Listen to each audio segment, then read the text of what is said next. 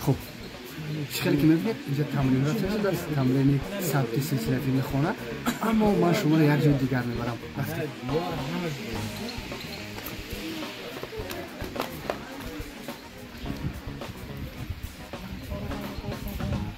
از این چیز ولی هیچ کس خبردار نیست. نو بعضی ها هستن کامراچی هم هست اختصاصا.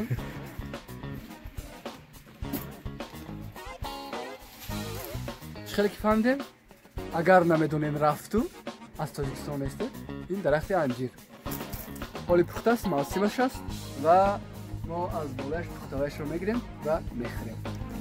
شما باشد عد دوشی سوختن میدیم.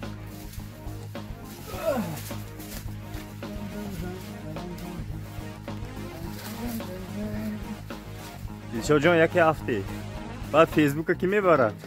خیلی ویدیو فیسبوک تو میسپرم. خرشو و اونجا دلشاد کردگی شدن پختگیش کجام ده؟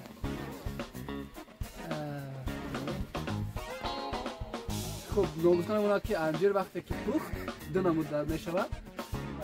انجیر که حاضر نبیند وقتی که پخت زرد میشود و حتما باید دست کنید وقتی که ملایم است، شیرین و بالاتر است همون. و ما همون زردی ملایمی بامزه شکل فرستادم در همون یکم وقت میگیرد. من از پایان دیده بودم اما از اینجا رکوز دیگه برخواهده کجا بود؟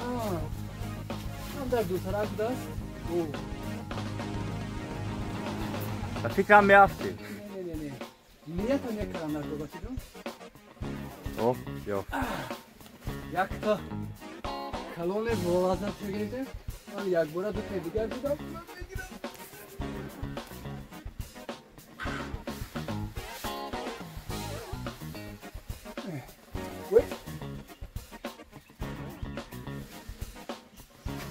هفتی خیلی حق شما غلطی چیکار کنیم دیگه؟ اینش برای نوار بردار، اینش برای خب شما میگن که تو برای دو تا برآمدی ها، برای نوار دو تا بعدم اسمش دیگه دستی خودم. خب فرامدان بیای ندار بتونی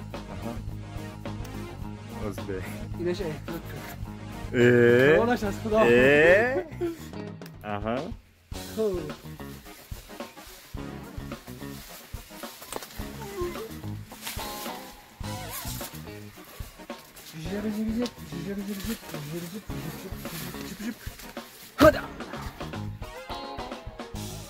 همین خیلی پس نکنیم. از اون که دارو نکردم، داروی کیرم بسیاری کیرم زده است و با تقدیر ما یک تا بکیرم غلطید. در تقدیر ها جانم دل شد. از من کیرم دارم تقدیر ده تقدیر. خب با من اشتوی تو ساچنیم.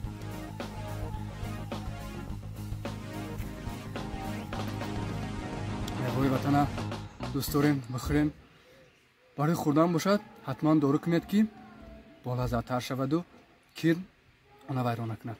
خیر کانال دیفومید ابونه شوید. در صفحه آکو بهار در یوتیوب آنلاین کینوتئاتر بهار ابونه شوید و به نزدیکی سلسله فیلم خانه میبرد که من هم الکی در قسمت دویمش هستم.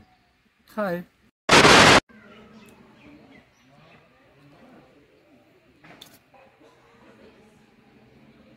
میره بین دلشاد ما کیر تو کیر نه انجیر کیرم زدگی. ايه های بروکان ما هم ویدیو گرفتم 3 میلیون. خیر درخت کلان اسمش خودت بین برد.